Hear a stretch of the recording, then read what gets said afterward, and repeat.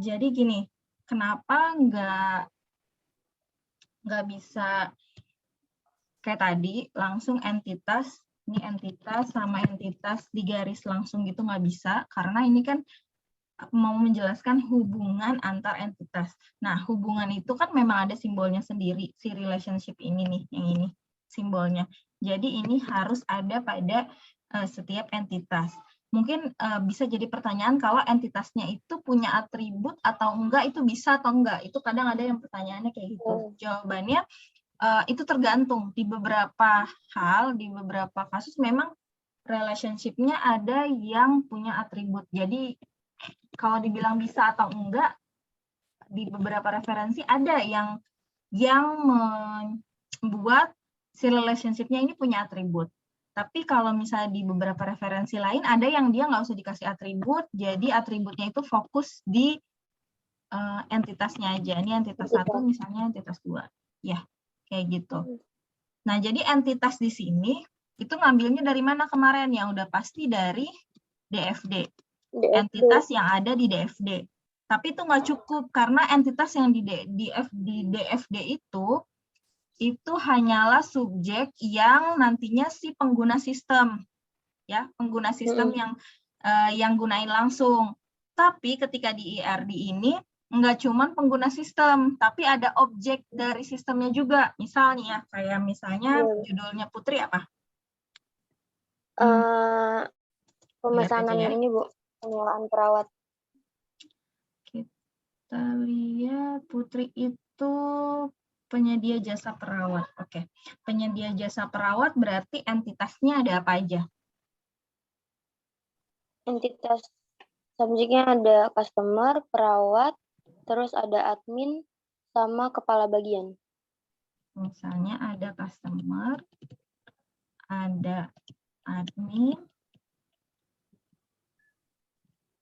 Ini saya contoh aja ya. Nanti disesuaikan sama sistemnya. Sama misalnya di sini ada perawat. Nah, kalau customer ke admin misalnya hubungannya apa? Misalnya pendataan diri atau misalnya pendaftaran gitu ya, menjadi hubungannya si customer itu mendaftarkan ke admin bahwa nantinya mau nyewa perawat misalnya, mau memakai jasa perawat gitu. Kan dia nggak bisa langsung ke perawatnya kan lewat admin. Itu pasti ada relationship-nya di sini. Admin juga sama kayak gitu, relationship-nya ke perawat apa. Nah, lalu dari sini ada nggak yang jadi objeknya? Misalnya, kalau misalnya apotik kan ada, obat itu jadi sebagai objek juga. Dia nggak ada di DFD, tapi dia jadi entitas di IRD. Nah, kalau di kamu nih, ada nggak yang kayak gitu? Yang bukan dari di DFD, tapi ada di entitas yang ada di IRD, ada nggak? Peralatan, Bu. Perawatan apa? Peralatan. Oh, peralatan. Alat-alat gitu, Bu. Iya. Oh iya, nah bisa berarti kayak gitu kan. Jadi itu adalah objeknya. Peralatannya contohnya apa? Misalnya kayak penyewaan gitu atau apa? Peralatan apa yang ini? Maksudnya gimana, Bu, perawatan? Tadi kamu bilang peralatan. Iya, peralatan, Bu. Jadi kalau misalkan si customer-nya pengen misalkan disuntik atau apa, itu kita nyediain gitu, Bu, jarum suntiknya gitu-gitu dan lain-lain. Oh iya, ya itu masuk berarti ke dalam objek di IRD, peralatan iya, Bu. yang tadi. Tapi ini nggak ada di DFD ya? Iya, nggak ada. Ini tidak ada di DFD. Gitu. Jadi yang ngambil dari sini adalah entitasnya. Ini tapi harus masuk nih. Semua entitas yang ada di DFD itu harus masuk. Harus masuk kemana? Ke IRD. Tapi nggak cuma itu, ditambahin tadi. Kayak tadi kan kalau misalnya di kasusnya Putri, berarti nambah peralatan.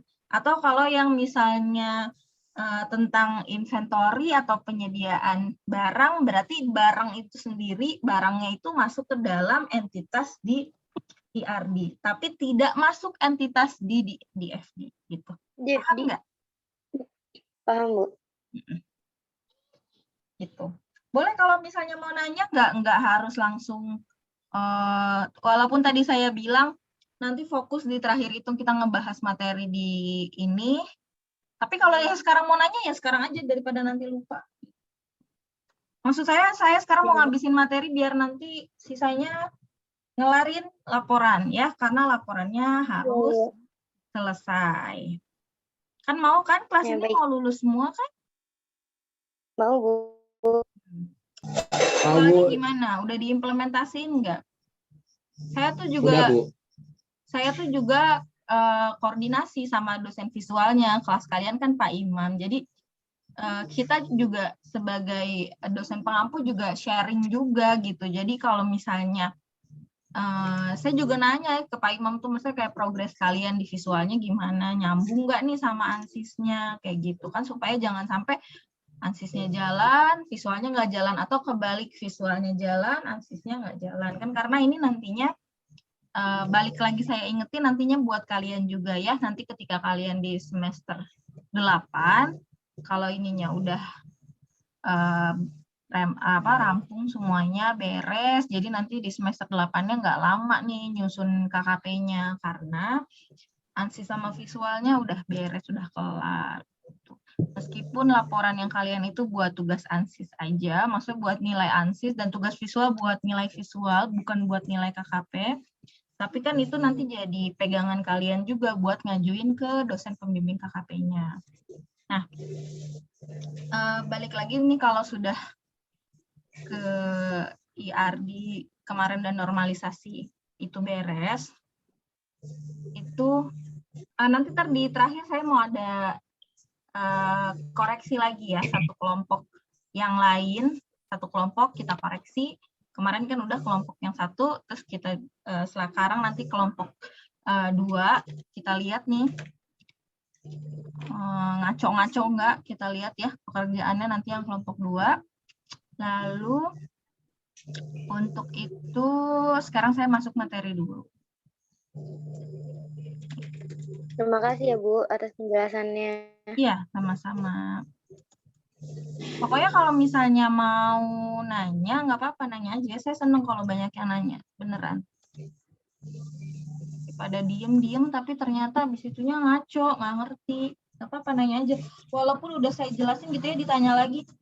Nggak apa-apa, walaupun saya gemes misalnya, udah dijelasin tapi masih ditanya, nggak apa-apa, lebih baik daripada nggak nanya sama sekali.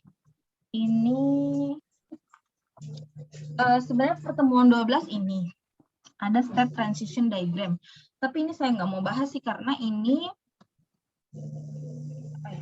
nanti nggak ada juga, kalian nggak ngebikin ini juga, nanti ini bisa dibaca aja. Jadi saya mau ngejelasin yang pokok-pokoknya aja. Kalau sebenarnya step transition diagram ini kayak apa ya? Kayak mau bikin si transisinya dari biasanya penggunaan mesin kalau STD ini. Tapi saya kayaknya nggak mau bahas ini sih. Tuh intinya dia mau state itu kan kayak mau bikin langkah-langkah. Tapi ini nggak usah dibahas ya. Kita langsung aja masuk ke perancangan layar. Karena perancangan layar. Jadi nanti setelah ini kalian langsung buatnya perancangan layar juga. Perancangan layar, jadi harusnya sebenarnya gini, perancangan layar dulu baru kalian, kalau udah nyampe perancangan layar, desainnya berarti udah mau selesai nih, baru implementasi kan. Tapi pada kenyataannya kalian itu implementasinya berbarengan dengan perancangan ya, karena mata kuliah pemrograman visualnya berbarengan nih. Sekarang kan udah masuk di pertemuan 12, mungkin pemrograman visualnya udah connect ke database kali ya? Apa belum? Sudah nyampe situ lah ya kira-kira? Iya, sudah, Bu. Sudah. Ya, Sudah, udah nyampe situ. Berarti kan sebenarnya logikanya gini, kalian padahal belum dapat materi perancangan layar, tapi kalian udah bikin aplikasinya, ya. Jadi kita tuh kayak jalannya bareng, padahal sebenarnya kalau mengikuti, jadi kan perancangan sistem itu banyak metodenya. Ada yang RAD, pokoknya yang rapid. Nah, ada yang waterfall. Biasanya yang kalau mahasiswa pakai buat skripsi itu yang waterfall. Waterfall itu apa? Jadi mulai dari pertama analisis. Pertama itu perencanaan dulu, terus baru analisis, terus baru perancangan, habis perancangan implementasi pengujian. Kan harusnya kan step by step-nya kayak gitu. Nah, tapi karena kalian berbarengan, berarti nanti kalau perancangan layar itu tinggal ngikutin sama tampilan di aplikasinya. Karena ibaratnya kalian tuh kayak mundur lagi ke belakang gitu. Tapi kalau misalnya pada yang sebenarnya harusnya rancangan layar itu digunakan duluan sebelum mulai bikin tampilannya. Tapi kan kondisi sekarang kalian berarti sudah membuat tampilannya ya. Karena udah nyampe connect ke database, pasti sudah buat tampilan tuh dari awal. Nah, di perancangan layar ini, materinya, itu kita tuh bikin outline atau sketsa untuk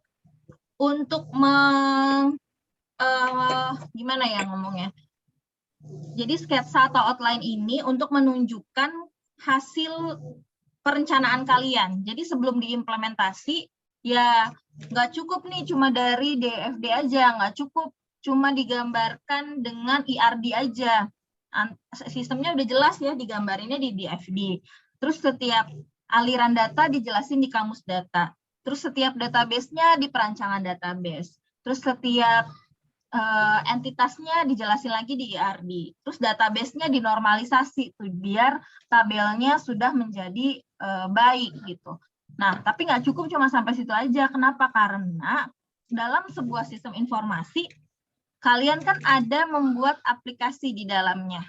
Ini nanti perlu dipahami ya, karena mahasiswa bimbingan saya, pengalaman dari mahasiswa bimbingan saya tahun ini, itu masih bingung antara sistem informasi dan aplikasi. Jadi ketika menulis deskripsi itu di tugas akhir, mereka tuh gimana ya, kayak nggak pas aja gitu nulisnya ketika membuat di rumusan masalah, di batasan masalah, serta di tujuan penelitian. Jadi bingung karena masih belum paham konsepnya sistem informasi sama aplikasi. Kalau kalian, kalau nggak salah saya pernah sih bahas di pertemuan pertama. Nggak tahu masih ingat nggak ya?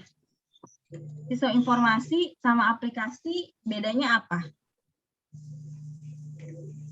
Ada yang masih ingat? Lupa, Bu. Lupa? Udah lama banget. Udah lama banget. Sekian bulan yang lalu gitu ya. Apa, Bu?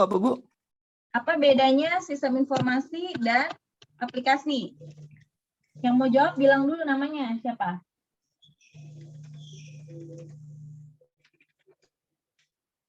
Ada? Bentar, Bu. Bentar Bu, nyari dulu. Sok dah, nyari dulu. Yang jawab-jawab itu, jawab misalnya nih kayak waktu ini ya, siapa nih? Misalnya Bu, saya, Bu. 6. Tuh. Pertemuan 6 Wendy jawab. Terus di pertemuan itu tuh saya tuh catat tahu, itu tuh nanti buat Bu, saya mau jawab, Bu. Siapa nih namanya? Andri, Bu, Andri. Muhammad Andri. Ya. Gimana Andri? Iya, kalau aplikasi bagian Andri googling mulu, Andri googling. Iya, Iya, nggak apa-apa, cuma aplikasi yang penting ngerti. Terus? aplikasi bagian dari sistem informasi. Kalau sistem informasi induk dari aplikasi, Bu. Bagiannya, berarti kalau sistem informasi nggak hanya aplikasi dong. Apa? Kan kata kamu aplikasi itu bagian dari sistem informasi. Berarti Ya. sistem informasi terdiri tidak hanya dari aplikasi, begitu? Iya, bisa. Kalau misalnya begitu, berarti apalagi bagian sistem informasi selain aplikasi, Andri, menurut kamu aja? Menurut saya, Mm-mm. kan benar, Bu, saya pahamin loh jawabannya. Sistem Induk informasi dari- di dalamnya ada aplikasi. Ya benar tadi gitu, aplikasi itu bagian dari sistem informasi, Bu. Benar. Berarti sistem informasi itu punya bagian-bagian lain kan? Kenapa dia bisa dibilang salah satu bagian dari sistem informasi? Nah, yang lainnya ini kira-kira apa gitu? Menurut kamu aja. Kayak ini nggak sih Bu, data-datanya gitu? Data-datanya itu masuk di data-datanya itu data-data apa dulu maksudnya? Ini yang ada di aplikasi tuh, yang kalau sistem informasi kan buat bagian dari aplikasi. Dari Kembali. aplikasi kan bagian dari sistem informasi. Nah, Nah, kalau aplikasi itu kan berarti butuh data-data ya, Bu? iya. Iya, berarti itu termasuk nggak, Bu? Atau enggak? Atau yang lain? Termasuk sih, tapi itu tetap masih di lingkup sini, di lingkup aplikasi. Jadi, Oh, dia masih satu. karena kan data nanti perancangan database itu masuknya juga ke aplikasi. Jadi di dalam sistem informasi itu ada yang lain, komponen lainnya itu apa misalnya nih ya? Karena di sistem informasi itu ada alur bisnis dan aturan bisnisnya. Beda kalau aplikasi aja. Nih, kalau aplikasi itu contohnya misalnya kayak gini. Aplikasi sosial media misalnya. Kan dia nggak untuk sesuatu tertentu gitu. Tapi kalau sistem informasi sosial media kan nggak tepat. Kalian biar inget terus nih ya. Jadi saya harus bener paham gitu. Tapi kalau aplikasi sosial media itu kan bisa digunakan untuk siapa saja. Tapi kalau misalnya sistem informasi penggajian untuk di PT X misalnya ya, nanti di PT X itu menggunakan ada aplikasi penggajiannya itu menggunakan basisnya apa gitu modelnya misalnya. Nah itu kan dibuat khusus untuk PT X tersebut dengan alur bisnis dan aturan bisnis dari yang ada di PT tersebut. Nggak bisa dipakai buat semua PT gitu. Paham nggak ya kalian? Insya Allah, Bu. Jadi nanti biar nggak ketukar-tukar, kayak misalnya nih kemarin masih saya ada yang bikin, saya mau bikin sistem informasi Bu, sistem informasi pendataan, oke, studi kasusnya di mana gitu ya, ketika ini nanti jadi bahan juga nih ya, ketika kalian ngajuin judul ke dosen pembimbing gitu kan, pas pertama hubungin, oke judulnya apa? Judulnya sistem pendataan barang misalnya ya. Kalau yang kayak gitu udah saya langsung balesnya silakan cari judul lain. Langsung saya bales kayak gitu ya. Kalau yang datang udah lumayan nggak terlalu sering judulnya, ada kemarin sebenarnya isinya sih pendataan juga, cuman kok yang diambil nggak terlalu mainstream lah, boleh. Oke, saya punya studi kasusnya di panti asuhan, Bu. Lalu judul saya yang di RPL-nya adalah pendataan si anak-anak yang ada di panti asuhan itu. Judulnya masih belum rampung ya. Oke, berarti judulnya kita refrase, saya bilang. Kamu bikinnya berarti kalau kayak gitu yang mau dibuat apa, dia jelasin lah yang mau dibuat. Saya jadi mau buat ini. Nah, itu kalian nanti harus kayak gitu ya ketika mau mengajukan judul. Jangan pas ditanya, saya juga justru nggak tahu Bu mau bikin apa. Kayak gitu bingung lah dosen pembimbingnya, kan kalian yang mau bikin. Jadi ketika ditanya, oke sistemnya nanti meliputi apa aja, jelasin lah sistemnya nanti bisa begini, batasannya sampai mana, berarti yang nggak bisa dilakukan sama sistem ini, jelasin sama dia. Oke, kalau kayak gitu, judulnya, baru saya ngasih saran tuh, judulnya kira-kira begini, sesuai dengan yang dia bilang. Nanti ada tambahannya ini, nah, itu tambahan itu yang biar judulnya lebih sesuai. Oke, akhirnya bikin jadi judulnya sistem informasi manajemen pengelolaan panti asuhan, manajemen panti asuhan ya. Jadi dia bikinnya sistem informasi manajemen. Kenapa? Karena masuk ke dalam satu manajemen di panti asuhan itu. Bikinnya gitu. Lalu di dalam sistem informasi itu ada aplikasi apa? Ada aplikasi dong. Aplikasinya apa? Aplikasinya tadi nanti ada yang buat pendataan donatur untuk kalau yang di dalam aplikasi pendataan donatur itu sama sebenarnya bikin satu aplikasi, tapi isinya banyak banyak bidang gitu ya. Misal karena nggak cuma data anaknya aja, data donaturnya, terus juga uang keluar masuk, dan ditambah manajemen lainnya juga. Jadi pokoknya dalam satu panti asuhan itu dibuat, karena itu sistem informasi manajemen. Nah, sistem informasi manajemen itu bisa terdiri dari, atau sebuah sistem informasi bisa terdiri dari beberapa aplikasi. Misal kalau sistem informasi penggajian aja, itu bisa isinya aplikasi penggajian dan aplikasi absensi, itu bisa kayak gitu. Kenapa? Karena belum tentu dalam satu sistem informasi cukup dengan satu aplikasi. Makanya aplikasi itu hanya bagian dari sistem informasi, khusus untuk aplikasi-aplikasi yang menunjang sistem informasi. Tapi kalau bikin sistem informasi nggak ada aplikasinya, itu nggak bisa juga. Itu bukan sistem informasi juga namanya. Karena sistem informasi pasti ada aplikasinya. Meskipun aplikasinya masih dalam bentuk yang sangat sederhana. Jadi kalau misalnya kalian ngambil skup, misalnya ngambil UMKM, berarti itu sebelumnya belum ada sistem informasinya, ya baru sistem aja, sistem yang berjalan, tapi bukan sistem informasi, sistem yang berjalan aja, bukan sistem informasi yang berjalan gitu. Terus lalu setelah ini gimana, mudah-mudahan sih udah jelas nih yang saya sampaikan. Soalnya masih suka ketukar-tukar tuh.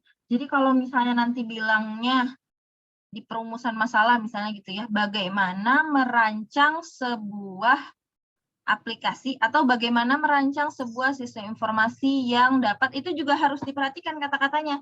Yang mau disampaikan itu sistem informasi atau aplikasi, disesuaikan lagi. Bisa berbeda juga gitu, karena pengertiannya berbeda antara sistem informasi dan aplikasi.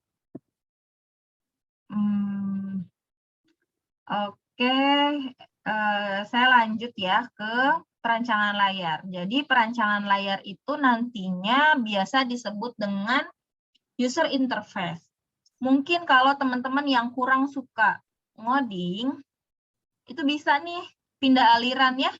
Jadi sebagai anak-anak teknik informatika, itu nggak harus semuanya pinter ngoding ya.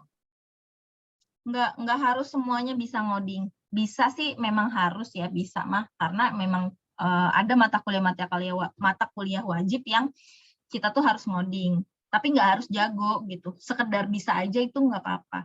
Pindah aliran lah kalau yang kira-kira saya kayaknya mentok deh di coding tuh nggak bisa banget gini, cuma ya sekedar tahu aja nih, nggak logika codingnya nggak jalan misalnya ya, itu kalian bisa fokus ke sini, karena ini juga bagian perancangan layar, apalagi nanti user interface ini juga banyak peluangnya juga ketika memasuki dunia kerja gitu ya. Jadi mendesain tampilan, desain tampilan tuh juga nanti ada ilmunya, nggak cuma bikin button begini gitu, enggak, itu tuh juga ada ilmunya, kenapa button ini ditaruh di sini, warnanya kenapa begini gitu, itu juga ada belajarnya. Kenapa? Jadi ini tuh juga nanti peluangnya tinggi. Kenapa? Karena ini nanti mempengaruhi, nggak cuma coding aja ya, karena tampilan itu mempengaruhi si pengguna itu nyaman atau enggak make software yang kita buat. Gitu. Makanya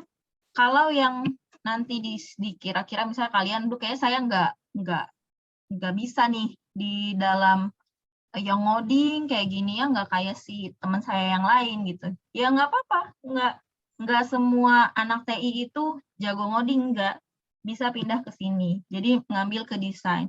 Bisa juga ngambil ke database, jadi nanti ngerancang database. Atau bisa juga ngambil ke yang game juga bisa. Jadi saya juga punya temen yang dari dulu emang dia doyan banget game gitu ya, sampai bikin skripsinya game, bikin tesisnya juga game, terus sekarang kerjanya jadi game tester. Nah, itu jadi emang gamer sejati gitu ya, sampai pekerjaannya juga ya main game gitu. Itu ya bisa aja. Pokoknya zamannya sekarang itu nggak terpaku pada satu hal gitu. Jadi nggak usah minder kalau nanti nggak bisa ngoding. Biasanya pengalaman saya dulu kayak gitu. Kalau nggak bisa ngoding tuh jiper gitu, jadi anak TI tapi nggak bisa ngoding. Nggak apa-apa, padahal TI kan banyak ininya. banyak skupnya. Kalau nggak pinter di ngoding, kita cari bidang lain aja yang masuk di TI. Terus balik lagi ke tampilan layar ya. Tampilan layar itu bedain dengan rancangan dan tampilan. Kalau rancangan itu masih berupa sketsa, kalau tampilan itu sudah bentuk sudah bentuk screenshot dari hasil yang kalian buat di pemrogramannya. Kalau tampilan. Jadi sebentar saya kasih contoh deh biar.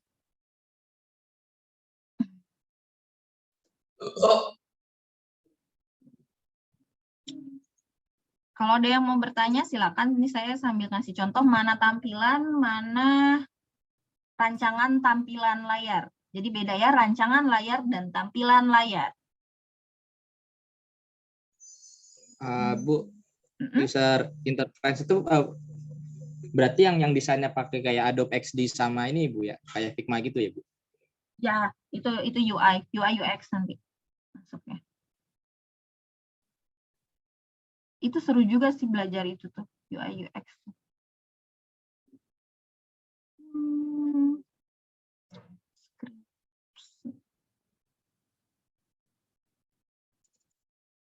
Mana sih?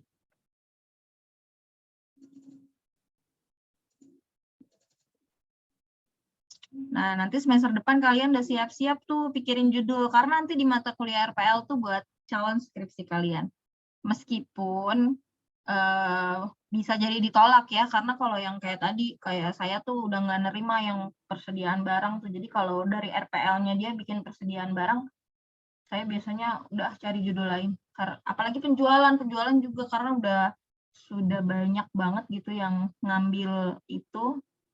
Jadi tidak direkomendasikan untuk mengambil judul itu ya. Jadi pikirin dari sekarang karena nanti semester depan kalian udah mulai mengajukan judul untuk tugas RPL yang nantinya bisa jadi lanjut di skripsi.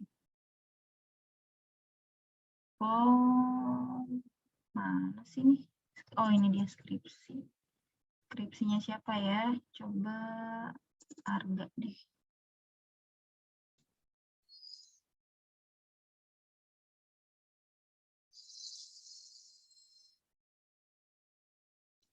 Jadi saya juga yang saya kasih kemarin tuh skripsi yang saya kasih kayaknya ada deh. Oh ini.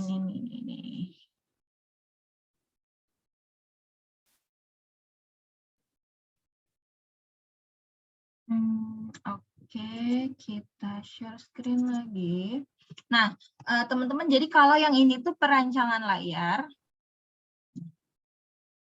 Masuknya perancangan layar, bikinnya pakai apa? Bebas ya, pakai draw.io bisa, pakai alat sederhana Microsoft Office juga bisa bikin ini. Jadi ini sebenarnya buat sketsa saja. Atau bikin pakai Paint juga bisa. Gitu. Jadi bikinnya dalam bentuk sketsa aja, outline aja ya. Biar kelihatan kalau ini kan nanti bentuknya adalah text box. Tapi kalau yang bukan text box, sorry, label. Bentuknya label yang memang untuk melabelkan. Nah, kalau yang kayak gini text box yang buat diisi. Sama button, bedain aja gitu. Ini button, sama ini nanti table. Kayak gitu. Ini adalah rancangan layar. Nanti kalian bikin rancangan layar. Karena kemarinnya udah bikin aplikasinya tuh, bahkan udah sampai mau connect ke database, berarti tinggal dibikin sketsanya aja dari tampilan yang sudah dibuat sama kalian. Terus nanti kalau ini baru rancangan, kalau tampilannya adalah gini nih. Kalau tampilan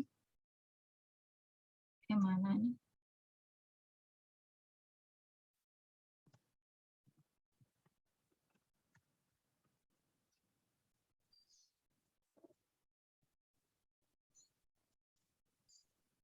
Nah, kalau tampilan berarti memang ini hasil screenshot dari aplikasi kalian. Berarti kayak dari aplikasinya sudah di screenshot dalam udah jadi gitu, udah jadi user interface-nya ini adalah tampilan layar. Tapi kalau rancangan layar bentuknya outline kayak tadi. Kayak gitu, teman-teman. Itu untuk di perancangan layar.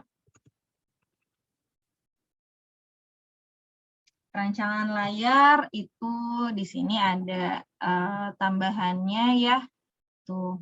Elegan tapi sederhana, maksudnya apa? Nggak usah banyak warna banget, jangan misalnya tombol yang satu merah, tombol yang satu kuning, terus tombol yang satunya lagi hijau, biru, jadi kayak warna tuh usahakan tampilan-tampilan desain minimalis aja, karena pusing kalau nanti kayak gitu. Itu juga mungkin kalian udah belajar di IMK kali ya, interaksi manusia dan komputer, biasanya juga ada pembelajaran yang gimana sih cara pengguna itu nantinya enak menggunain sebuah perangkat lunak gitu. Jadi kayak jangan backgroundnya terlalu mencolok, akhirnya tulisannya nubruk-nubruk kayak gitu. Itu pasti kalian sudah bisa memahaminya.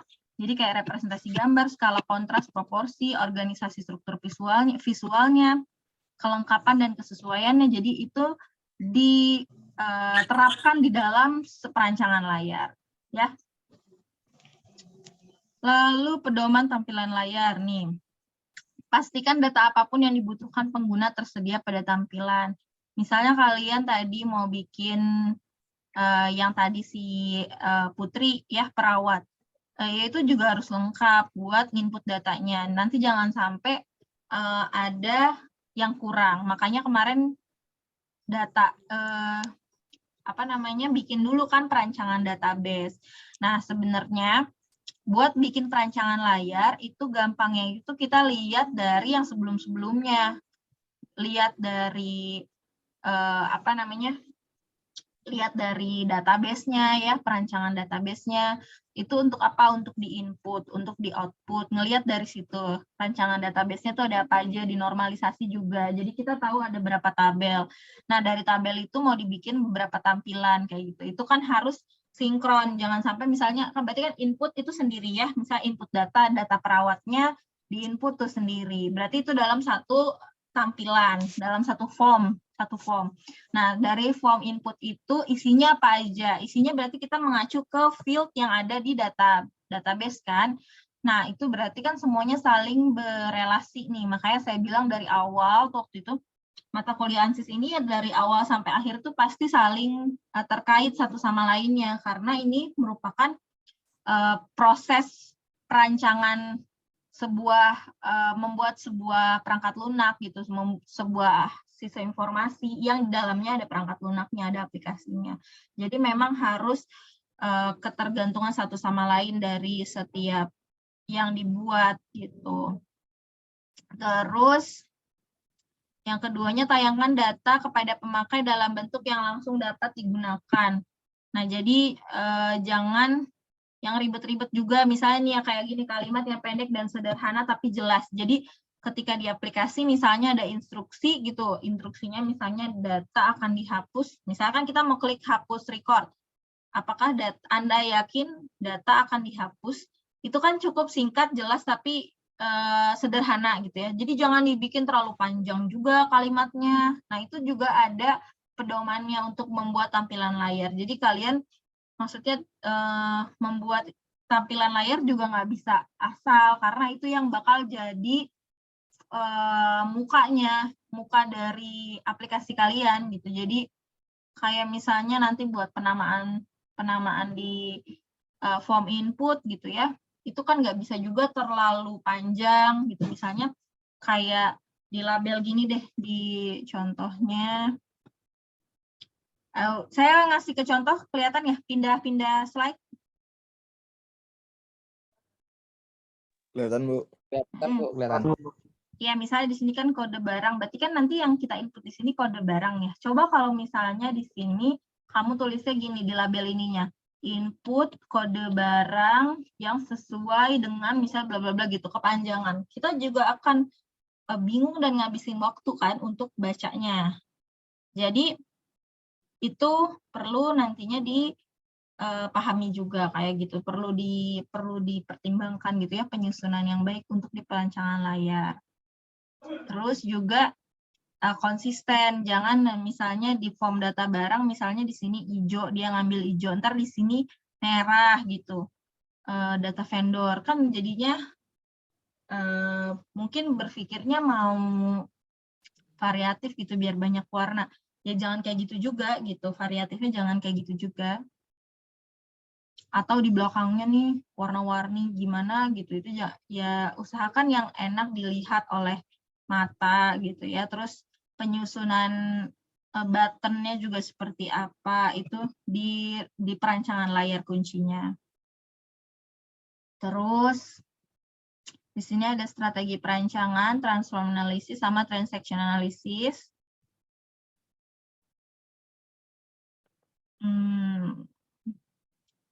Ini langkah-langkah merancang layar ya. Jadi merancang sebuah layar konsepnya dari IMK ya. Mendokumentasikan rancangan sehingga jika ada perubahan mudah disesuaikan. Pendekatan dengan pengguna user centered atau user design approach. Jadi memang kita memposisikan diri kita ketika kita membuat rancangan layar, memposisikan diri kita sebagai penggunanya. Kalau ini di sini, nanti enak nggak kan gitu. Kalau misalnya gini, kenapa button OK itu adanya di bawah. Misalnya kita udah baca gitu, kalau kita pernah melihat apa, terus button OK atau simpan tuh adanya di bawah. Karena ketika kita selesai ngisi data, pasti kan baru ya ada tombol save misalnya. Coba kalau ini adanya di atas, kita udah ngisi sampai bawah, terus nge-scroll ke atas lagi buat save, kan itu nggak enak. Nah, kayak gitu-gitu sih sebenarnya perancangan layar tuh. Terus faktor yang menyebabkan interface kurang disukai. Apa nih, model interface tidak sesuai dengan user profile. Tadi ya kita makanya harus nyesuaiin sama si user yang pakai. Kalau yang pakai admin berarti nanti adminnya tuh bakal kayak gimana. Nah, disesuaiin. Atau kalau yang makainya nanti kita pokoknya harus menyesuaikan pengguna. Mau yang pakai bosnya misalnya ya itu tampilannya harus kayak gimana. Atau untuk yang pakai supervisornya misalnya kayak gimana. Nah, itu nanti harus sesuai dengan prinsip IMK.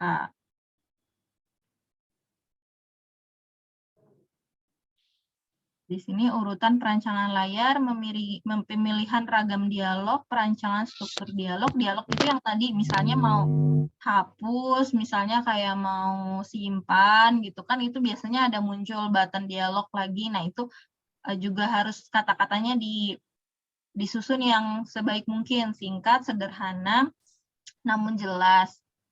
Terus juga perencanaan penanganan kesalahan sama perancangan struktur datanya. Lalu kita lihat yang di perancangan masukan.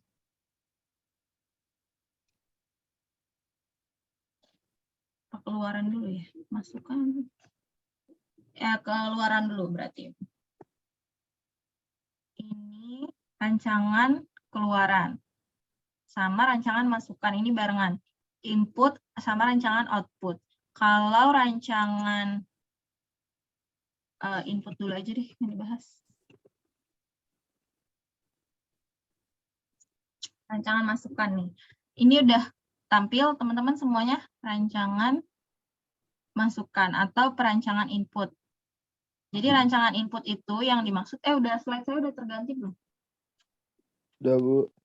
Rancangan input itu maksudnya gimana? Rancangan input itu contohnya kayak gini, misalnya pokoknya sesuatu yang ada inputan-inputannya, itu rancangan input. Yang tadi saya bilang ketika membuat ini harus mudah dipahami gitu oleh si user yang akan menggunakan aplikasi yang kalian buat.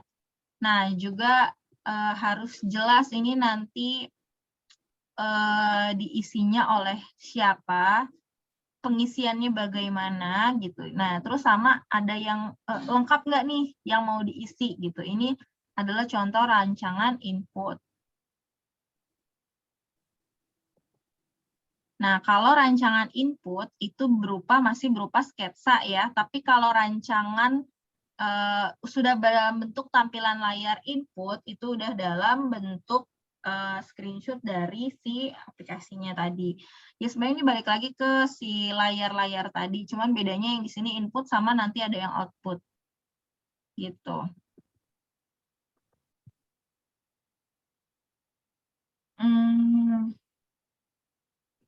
Kalau yang keluaran, itu nanti ada yang diperhatikan.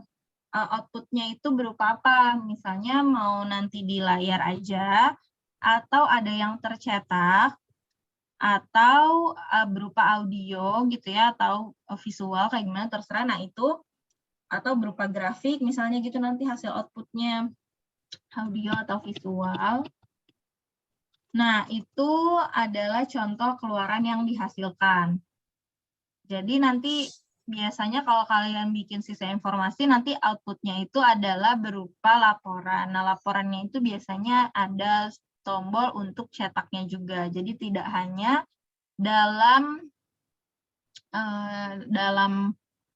layar saja, tapi juga bisa di dalam bentuk cetak atau cetak dalam bentuk PDF gitu. Jadi atau dalam ininya bisa di-download gitulah laporannya, bisa di-download jadi satu file sendiri laporannya.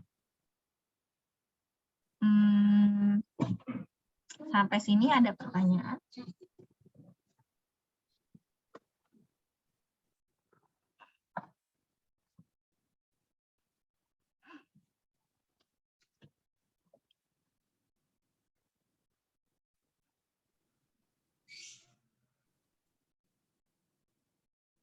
Ada pertanyaan semuanya? Yang hadir banyak nih. Yang nggak hadir siapa ya? Ya ada, Bu. Mana, Bu?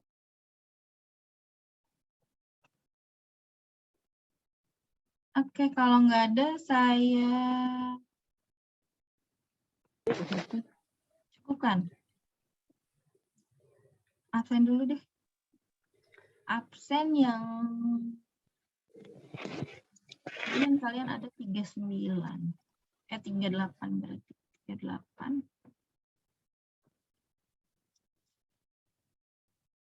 Di yang hadir ada 35. Gimana saya tahu biar yang nggak hadir siapa ya? Biar cepat. Gunadi Adam ada, Ali Reza ada ya? Adam ada nggak sih? Ada. Ada Ibu ini. Nisa ada. Hasan ada. Bang Ali, Bang Ali. Yang engeh nggak ada siapa ini dong? Kasih tahu dong. Bu, Muhammad Rifki. Muhammad Rifki. Dia memang nggak ada Muhammad namanya, Muhammad Rifki. Oh iya dia nggak ngisi KRS, Bu. Lupa. Iya, emang nggak ada namanya. Muhammad Rifki. Terus Nggak ada. Atorik. Atorik, Bu. Oh iya, Toriknya. Dia kayaknya udah. Terus emang Muhammad Andri, Bu. Muhammad Kubil. Andri ya, emang itu. Kubil. Muhammad Andri Kurang ada, ajar. enggak Andi Kurang Muhammad ajar. Rafi kali. Kubil, Bu, yang nggak ada, Bu. Kubil. Siapa lagi? Kubil, Bu. Baru 2. Torik Fajar ya. Nusafi'i, Bu. Fajar Fajar. Nusafi'i. Fajar, bentar. Muhammad Fajar. Saya enggak iniin satu-satu gitu. Iya, Nur Syafi'i, Muhammad Fajar Nur Syafi'i enggak ada ya? Sun Sogus Nggak ada ada, nggak? Bu. Sun Sogus. Oh iya, Sugos. nggak ada, Bu. Sun Sogus. Aditya Arya ada? Adit. Aditya Ada, Bu. Arya, oh ada. Siapa lagi dong? Kubil, Bu, Kubil. Ricky Setiawan, Bu. Ricky? Udah, Bu. Sisanya hadir semua, Bu. Ricky hadir, Bu. Enak aja. Ricky hadir, Bu. Ricky hadir. Faisal Azhar, Bu, nggak masuk. Enggak, soalnya ini kurang nih. Bentar nih. Kan pertama Andi Muhammad Rafli. Oke, terus di Sun Sogus. Muhammad Fajar. Emang totalnya di kelas ini Atorik. berapa, Bu? Yang Di isi kelas KRS, ini Bu? di kelas saya itu 39 dikurangi Andi Muhammad Rafli berarti 38. Berarti ya udah Berarti pas. 2 doang yang masuk ya, Bu? Terus Torik kan 35. Iya benar udah 3. Pas dong berarti, Bu. Kok 4 ya? Kan satu Oh iya AFK, kan Bu. Andi, iya udah kan Andi Iya, pas kan, Bu? MBKM, ya. Iya, Ya udah Ya, pas, Bu. udah pas ya? pas. Bu. 9:40 harusnya satu. Mau tanya Bu, Ya boleh nanya apa? Proposan. yang Kamu panggilnya apa? bab 4 yang proses dari sistem itu dikerjain itu nggak Bu? Oh dia. Juga nggak Bu? Yang mana ya? Yang bab 4 yang proses dari sistem. Proses dari sistem. Bentar ya, lihat dulu. Yang isinya, Bu, isi yang dikasih di Google Classroom. Prosesnya, Bu. Nih. Pokoknya yang ada Kalau di Mas Ahmad puasa. Nah, kan yang ada di panduan kan? Yang ada di panduan di bab 4 yang mana tuh? Berarti Proses dari sistem. Yang B, Bu. B, proses Yang B. dari sistem. Yang aturan sistem PSU. Yang contohnya itu, Bu. Pokoknya penjelasan dari bab 4-nya itu, Bu. menceritakan bagaimana sistem bekerja atau proses dari sistem yang dibahas gitu ya? Yang Iya, B. Bu. Ya, Bu, betul, Bu. Ya itu mah nanti pakai kata-kata aja, biar itu mah kata-kata kalian aja, bukan pakai diagram-diagram. Dikerjain. Dikit. Pakai kata-kata sendiri ya, Bu. Ya, Kata-kata puisi, Bu ya. kata-katain ya, kan jago kan kata-katain. Kata-kata puisi. A juga Quotes A gitu. juga pakai kata-kata. Proses bisnisnya itu gimana? Maksudnya proses bisnis tuh misalnya Disusun sendiri gitu. iya disusun sendiri. Disusun sendiri. Kalau gue yang Disusun nyusun. sendiri misalnya nih kalau dari tadi nih judulnya apa aja sih? Misal kelompoknya siapa nih? Misalnya Kubil, Bu, kubil. kelompoknya Kubil, Ambia Bu. ya.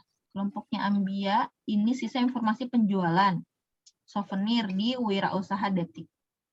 Nih. Ini kalau saya dapat dosen pembimbingnya ganti judul nih. Terus sisa informasi penjualan nih ya, penjualan souvenir.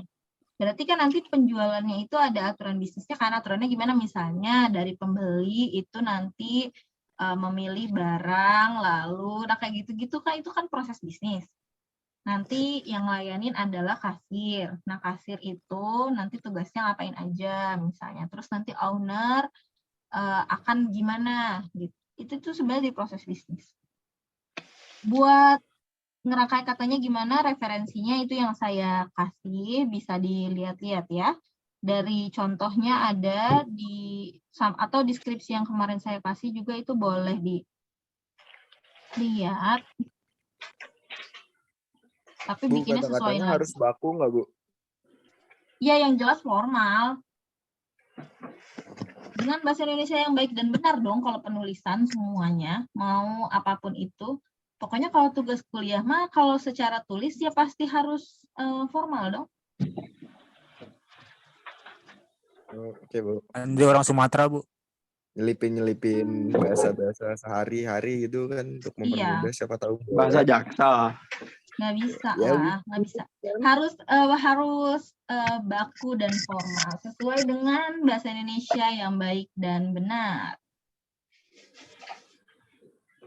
Ricky Setiawan jago nyusun kata-kata tuh, Bu. Ya boleh tinggal dibagi aja ya setiap kelompoknya. Pokoknya yang masih belum punya kontribusi ke kelompoknya sekarang berkontribusi, sebelum nanti pokoknya kalau udah UPM saya nggak akan ngebales-bales lagi, mau kalau apa namanya, kok saya nggak lulus misalnya kayak gitu ya. Jadi sekarang segera berkontribusi ke teman-temannya ya. Yuk bisa yuk semua yuk. Amal. Ya udah gitu aja. Ada yang mau ditanyain nggak? Udah makan, Bu? Oke, Bu. Ya udah, saya cukupkan aja deh. Nanti berarti hari ini udah mulai ngerancang layar ya. Nanti pertemuan di terakhir udah selesai. Minggu ini saya periksa-periksa dulu deh yang tugas-tugas yang udah masuk. Nanti pokoknya di terakhir itu bikinnya dari cover sampai terakhir, sampai bab 5, sampai daftar pustaka. Ya, lampirannya nggak usah, codingannya nggak usah. Jadi cuma cover. Dari cover nggak, kan ada yang nanya juga, Bu, pakai kata pengantar atau gitu kan nggak usah. Udah, jadi dari cover langsung bab 1. Cover bab 1. Dari bab 1, bab 2, bab 3, bab 4, bab 5, daftar pustaka. Udah gitu. Itu yang dikirimin ke saya. Nanti itu yang jadi penilaian di nilai UPM-nya. Ya. Berarti harus dikumpulinnya kapan? Ya sebelum UPM, namanya mau buat nilai UPM. Baik, Kalau Bu. bisa pertemuan di terakhir deh udah harus pada selesai. Ya, Bu. Diusahakan. Habis.